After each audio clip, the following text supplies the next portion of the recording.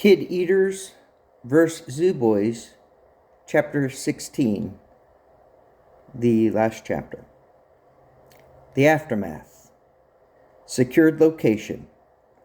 Undisclosed briefing room somewhere in Southport, Florida, USA.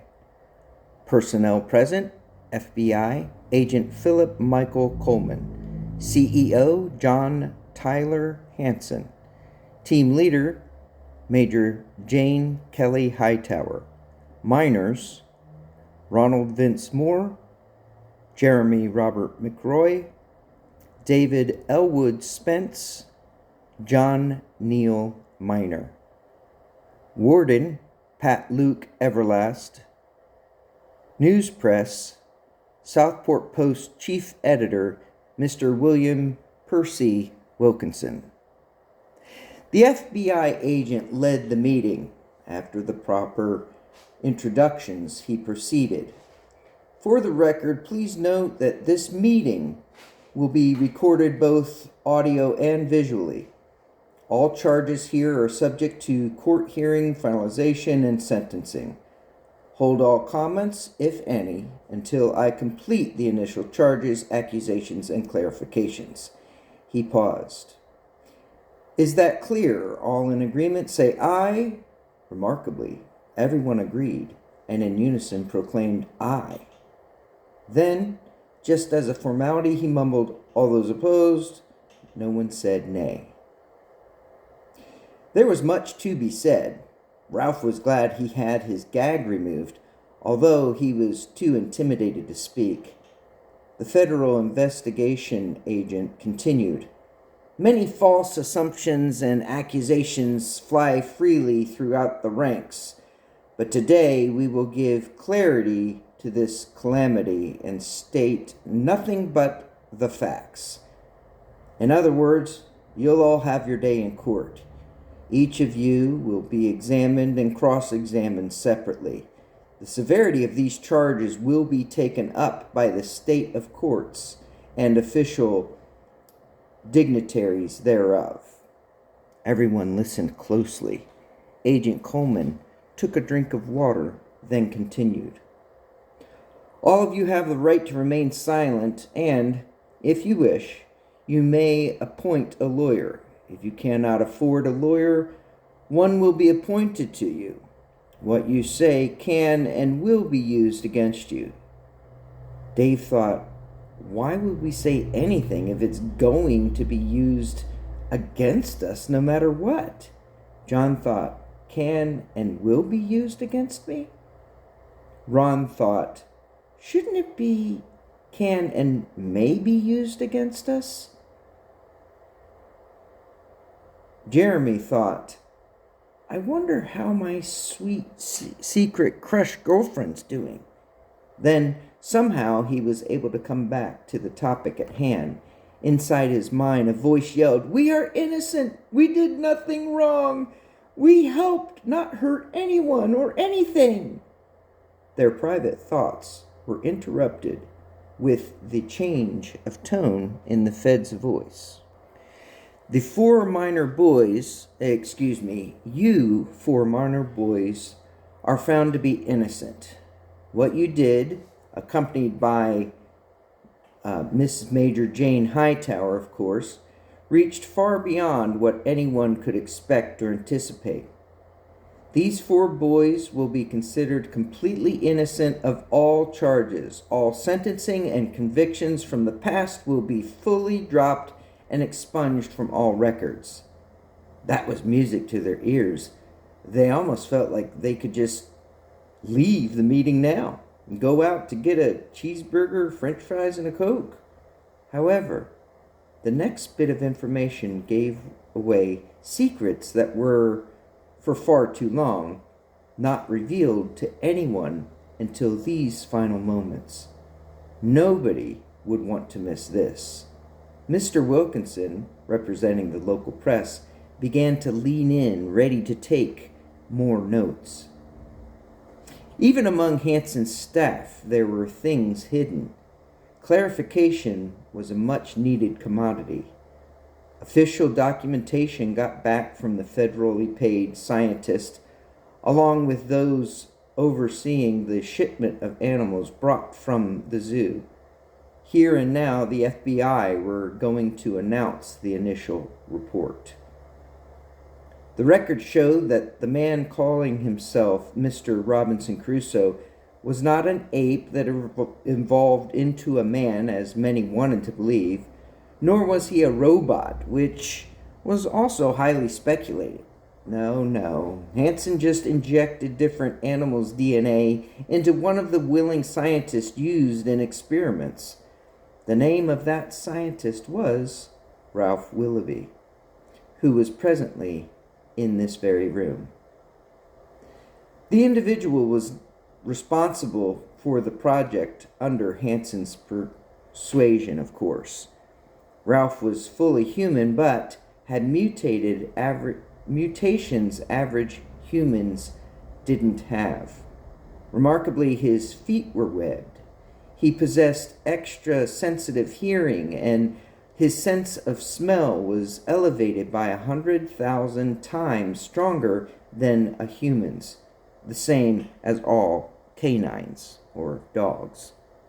Also, as comical as it seemed, he even had a short tail. He just couldn't bring himself to leave the island, fearing that in everyday life, people would continually harass him because of his differences. The crimes John Hansen wanted to charge Mr. Willoughby with were dropped. He was declared innocent by the governmental representative.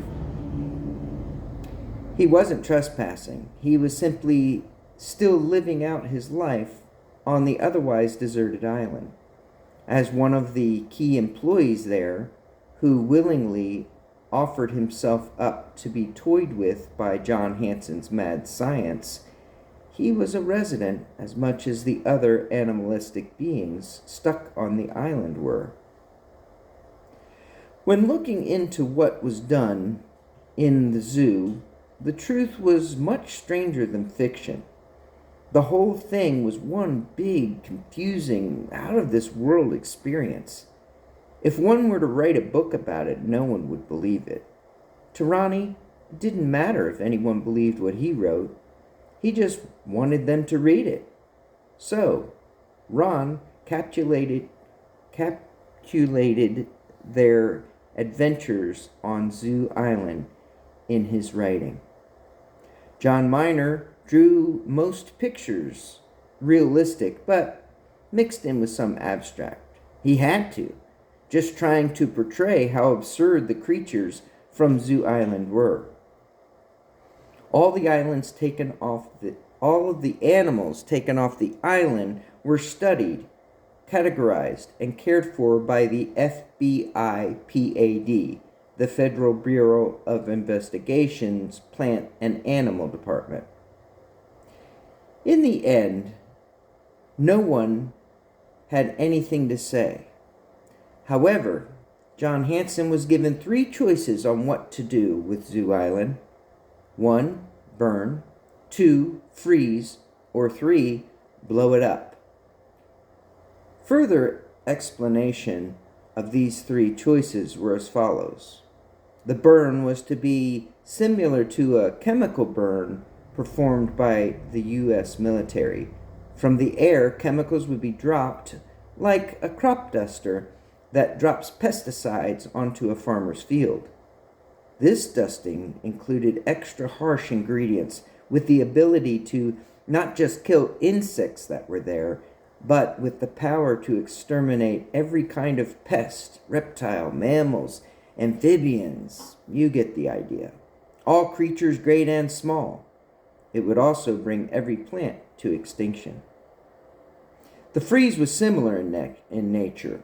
A solid block of carbon dioxide, the technical name for dry ice, would be placed, then activated, letting a smoke screen of fog form a canopy over the entire place, turning everything into a stone-like state. The third option, to blow it up, is exactly as it sounds like. This would involve military-trained women, and men having to drill holes into the ground in order to strategically place dynamite that, when ignited, would literally blow up the land on the island along with everything in it. This action involved risking the lives of those who would have to place the explosives. Along with that, John Hanson would be charged for any lives lost in the process. There was one last thing the FBI agent put into motion. He exercised his full authority that was ordained by the governmental U.S. Department of Justice. Mr. Hanson, you and some of those who work for you are going to be going to prison for a very long time. Exact charges will follow this debriefing. That showed everyone that the government knew all along more than anyone thought they knew. Mr. Hanson made the decision to freeze the entire island. Who knows, maybe in the future he could somehow bring things on the island back to life. Not likely, but possible. If not by him, then by someone following in his footsteps. So, the boys didn't need to return to jail. They were free to go home, to go on in life, grow up as all kids do. The exceptional part is that now these four had the most amazing stories to tell their children and eventually their grandchildren. Stories about taking chances, exploring the unaware, learning about who you are, who you truly are, and the dangers other people sometimes cause for others. Just a cold, hard fact of life. No matter how old the boys got, they were still children at heart. And one thing was certain, these stories would never grow old. The end. Well, thank you for listening. Thank you for those that read it. In the description box below, of course, there'll be a link to the other books in the series, as well as an index to other stories I've written and an index to audio to those stories. Again, the disclaimer is that this story or parts thereof may not be reproduced in any form, stored in a retrieval system, or transmitted in any form by any means, electronically, mechanically, photocopy, recording, or otherwise, without prior written permission of the publisher. The story is a work of fiction. Any resemblance to persons living or dead, or businesses in practice, are purely coincidental. The views expressed here are my own, as are whatever actual factual errors that exist in the text. That's it for now. Of course, I've been reading from a rough draft of this, and hopefully I'll be able to get it edited, get illustrations done by Olivia, my daughter, and perhaps edited by Kiri, my other daughter. Special thanks again to my children, Madeline, Abby, Olivia, Kiri, and of course Alex, who passed away in 2016 but is still held dear to our hearts. Thanks again for listening. Thanks again for reading. Take care. Go with God. Bye for now.